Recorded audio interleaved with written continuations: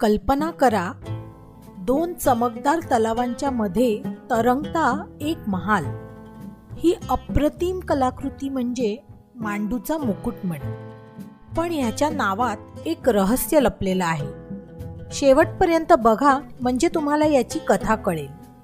15व्या शतकात सुलतान गियासुद्दीन खिलजी यांनी बांधलेला हा महाल फक्त शासकाचा आश्रय नव्हता. हे त्यांचं स्वप्न होतं की त्यांच्या राजकीय हरमच्या 15,000हून अधिक महिलांसाठी एक स्वर्ग निर्माण करावा. शिप पॅलेस किंवा जहाज महल असे याला का म्हणतात?